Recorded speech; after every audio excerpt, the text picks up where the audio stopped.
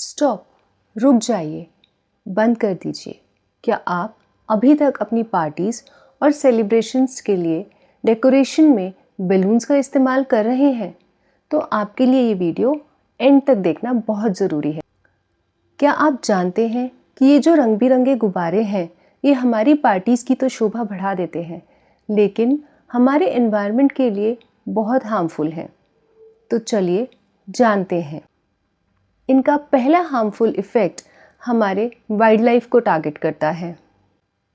Burst होने के बाद ये गुब्बारे पानी या ज़मीन पर आकर गिरते हैं। पानी पर या ज़मीन पर गिरे हुए ये बलून्स जानवर खा लेते हैं, जिससे उनका डाइजेस्टिव ट्रैक्ट ब्लॉक हो जाता है और धीरे धीरे स्टार्वेशन से उन्हें एक पेनफुल डेथ का सामना करना पड़ता है, बिल्कुल प्लास्टिक की तरह। इन बलून्स को बांधने के लिए यूज़ की गई स्ट्रिंग या रिबन भी इन लोगों के गले में या पैरों में अड़कर इन्हें नुकसान पहुंचाती है। बलून्स का दूसरा नुकसान है कि ये पोल्यूशन और वेस्ट को इंक्रीज़ ही कर रहे हैं। बलून्स बर्स्ट होने के बाद या उड़कर कहीं भी जाएं, लौटकर वापस ज़मीन या पानी पर ही आकर गिरते हैं, thus adding to the global pollution problem.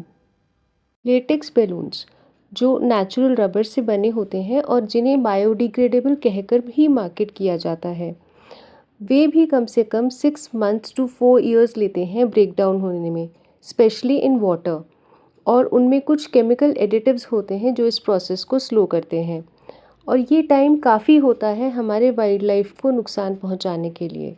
Foil balloons, ये शाइनी बलून्स जो एक थिन लेयर ऑफ प्लास्टिक से बने होते हैं, वो नॉन बायोडिग्रेडेबल होते हैं और वो हमारे एनवायरनमेंट में डेकेड्स तक रह सकते हैं। ये स्मॉलर परसिस्टेंट माइक्रोप्लास्टिक्स में ही ब्रेक डाउन होते हैं। इसके अलावा भी इन बलून्स के कुछ हार्मफुल इफ़ेक्ट्स हैं।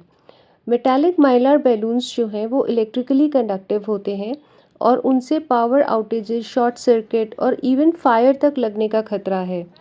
इसी हैज़ार्ड के कारण कैलिफोर्निया जैसी कंट्रीज़ में इन बलून्स को बैन कर दिया गया है।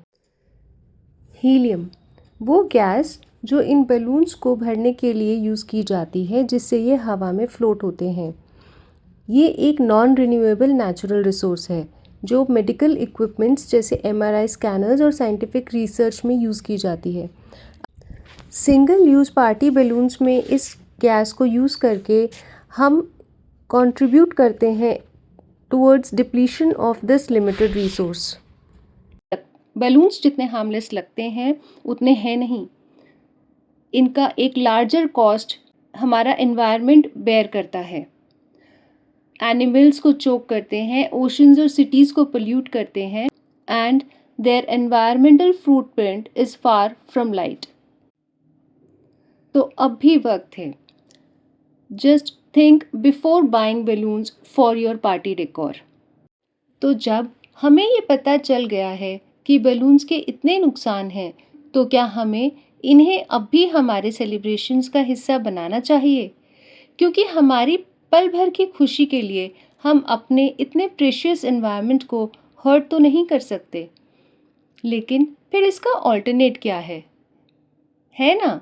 हमारे इंडियन कल्चर में सजावट के बहुत ही कलरफुल और वाइब्रेंट आइडियाज़ हैं, जैसे decorating with fresh real flowers, rangoli with natural colours, paper और फैब्रिक से बने डेकोरेशन के लिए banners, garlands, paper chains, streamers, natural green plants, इनका तो क्या ही कहना।